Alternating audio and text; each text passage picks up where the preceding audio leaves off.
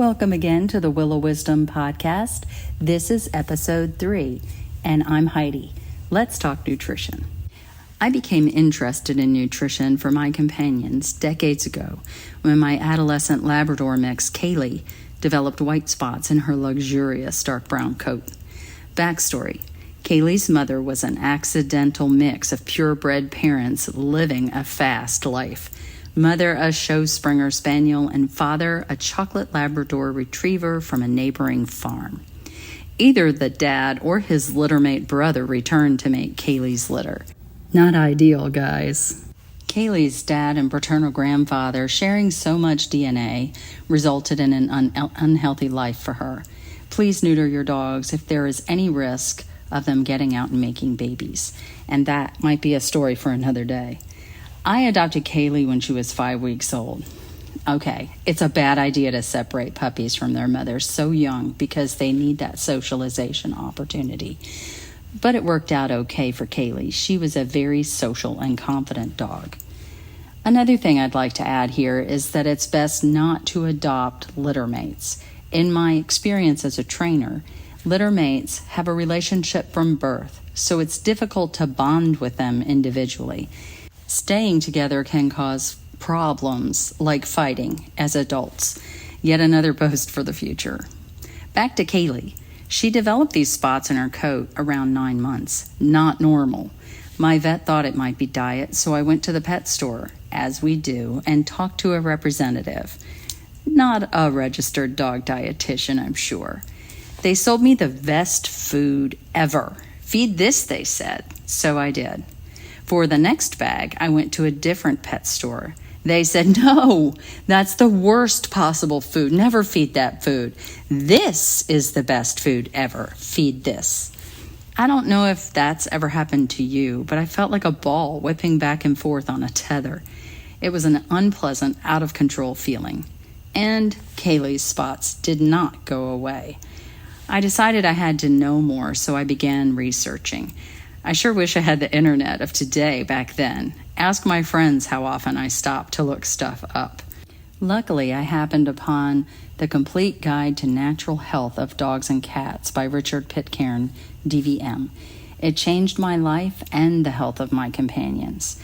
At the time, Dr. Pitcairn had been a veterinarian for over 20 years, studying the importance of companion animal nutrition. The result is The Natural Health of Dogs and Cats, a great resource currently in its 4th edition. I learned the importance of nutrition for our companion animals and that pet food companies did not deserve my blind trust.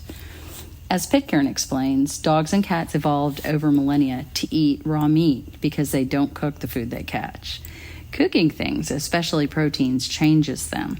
We can't assume what's in a bag of kibble is something that companion animals can digest. Dogs and cats thrive on muscle meat, organs, and bone. Raw bone is safer than cooked. It doesn't splinter. Have you ever cut up a chicken before cooking? Whole different ball game before and after. The digestive tract of their prey provides minerals and vitamins in semi-digested plant products. Cook most veggies and grains before adding to aid digestion. For thousands of years before kibble, dogs ate scraps from our table, garbage, and prey animals. Cats primarily hunted and are still true or obligate carnivores.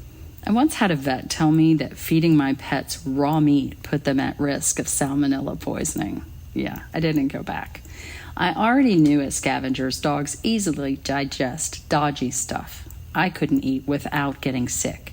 Regardless, was this vet suggesting salmonella was rampant in the meats I bought at the grocery? That would be news.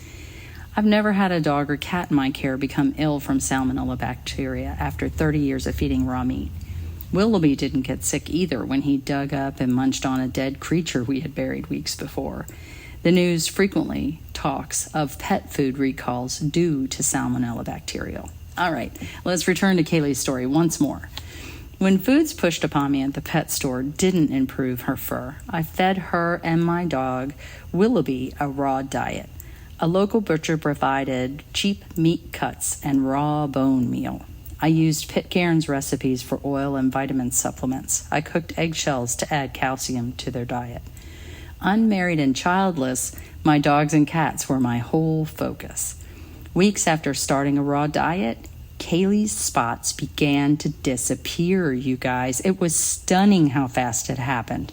Eventually, all spots disappeared, and her coat stayed chocolate brown for the rest of her life. Kibble was not enough. Dr. Pitcairn, now in his 80s, remembers dogs and cats lived longer lives before the pet food industry took hold. The Salmonella vet should have been more worried about that. I would love more years with my companions. Their lives are too short either way. Natural Health recommends rotating between a few foods your animals enjoy when feeding kibble.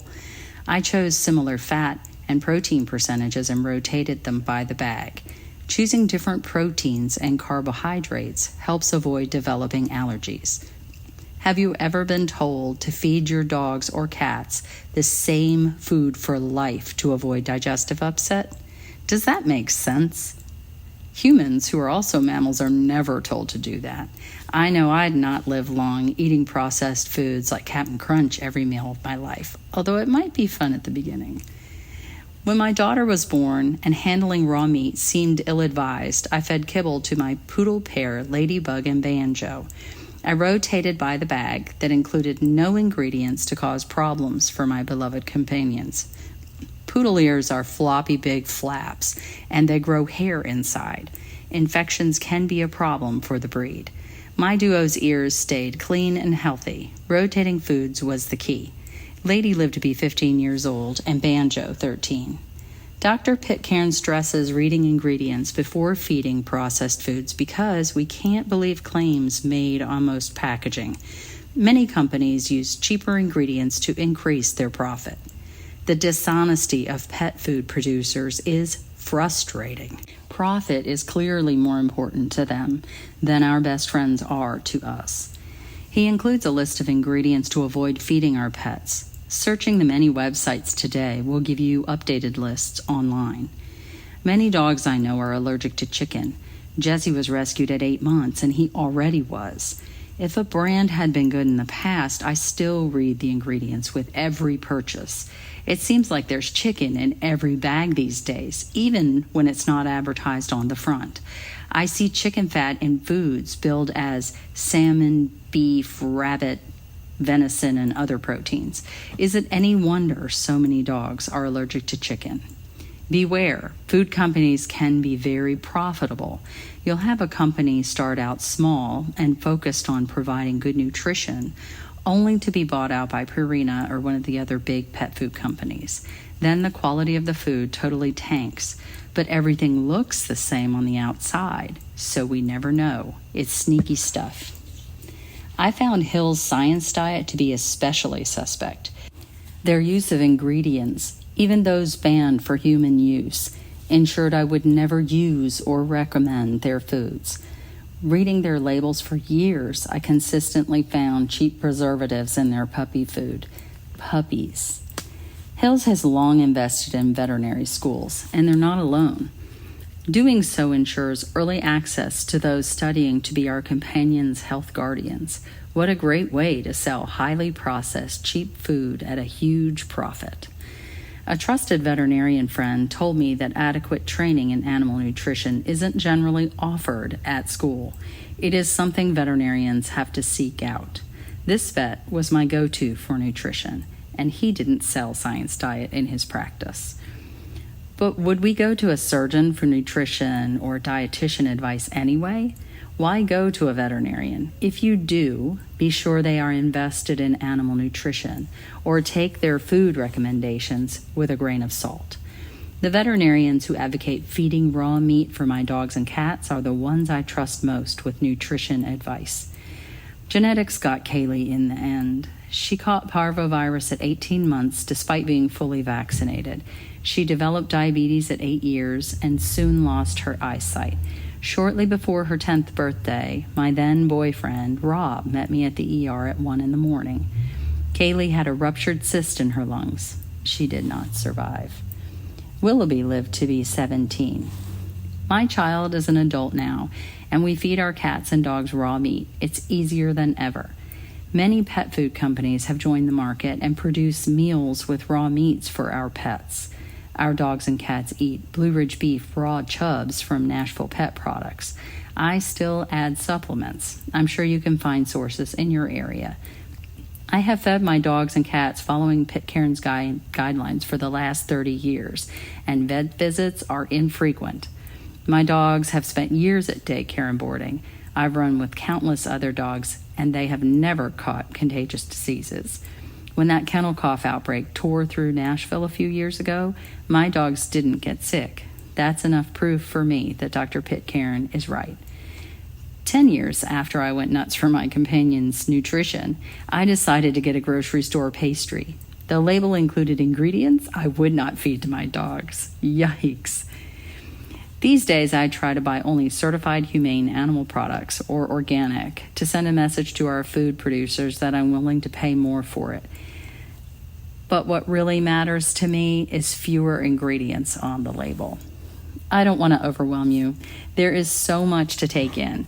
I wrote a blog post that includes links to sites that recommend food companies and ingredients to avoid.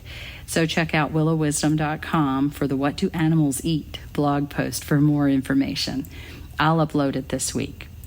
When I adopted my horse Freya, I started working with Dale of Pure Joy Horsemanship.